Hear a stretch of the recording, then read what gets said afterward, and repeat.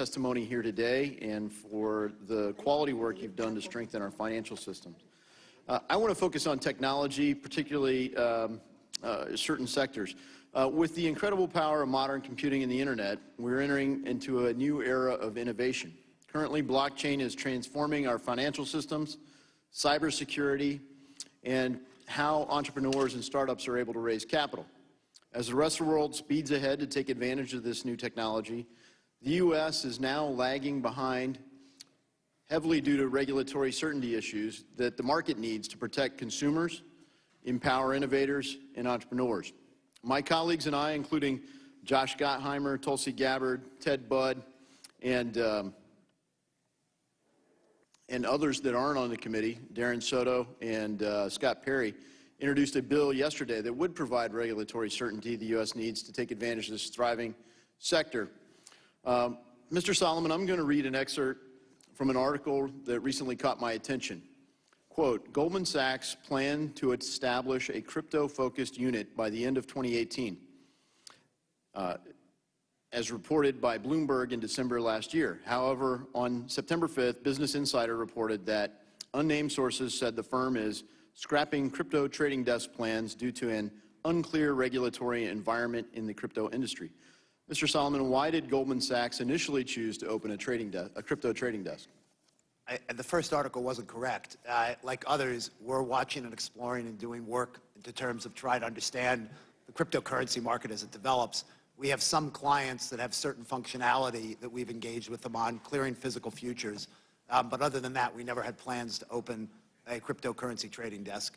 We might at some point in time, but there's no question when you're dealing with cryptocurrency, it's a new area, there are a lot of issues, it is unclear from a regulatory perspective, and it's not clear whether or not, in the long run, as a currency, those technologies are going to work and be viable. Clearly, and certainly some of those tokens that are issued are awaiting definition as to what will be a security, what is not a security, what's the appropriate trading platform. There are a number of issues that our bill goes into, and frankly, even things that will be needed to address afterward. Mr. Diamond, in 2017, you called cryptocurrencies, quote, not a real thing. But this year, your firm unveiled JPM Coin and stated, quote, we are supportive of cryptocurrencies as long as they are properly controlled and regulated. Why the shift? So the blockchain is real. It's a technology. A lot of people use it and testing it today, and we think it will work over time. But the part that's not real is the cryptocurrency is not supported by anything.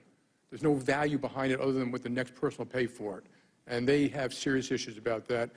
The JP Morgan coin is a token which is supported by a deposit at JP Morgan. So it can be shipped around the world real time. It can go with a lot of data on it. You can split it into pieces, and the second someone wants cash, we can move the cash too.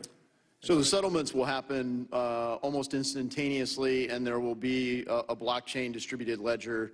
And how will that facilitate better payment systems if it works correctly? Yeah, well, the payment systems today, they do work and they're very cheap. But the fact is, this might be a faster way. It could be faster. It comes with data, and everyone would have the same data at the same time. So instead of us having to call each other's banks up and saying, what happened to that shipment from Singapore, we just go to the same screen and see it right away. Because of the nature of the blockchain, it's inherently more transparent. Yes, it's got to be secure, and it's got to be, in this case, permissioned. Not everyone can access it because we need real security around things like movement of money. Thank you very much. Now, we can't talk about the thriving new sector without discussing how to protect consumers. As your role as banks evolves, secure custody of digital assets is essential. However, there's no regulation or guideline on who can be a qualified custodian for digital assets.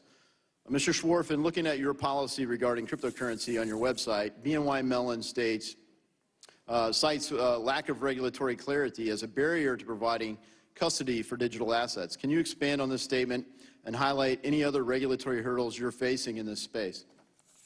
Sure. I think just as the website says, there is lack of clarity, and I think that's one thing that stands in the way. Quite honestly, it's something that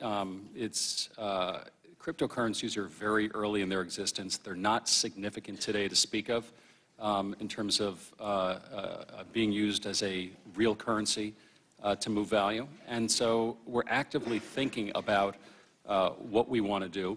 One of the biggest issues that we have relates to anti-money laundering and KYC. Thank you. My time has expired, and I yield. Thank you very much. The gentleman from Guam, Mr. San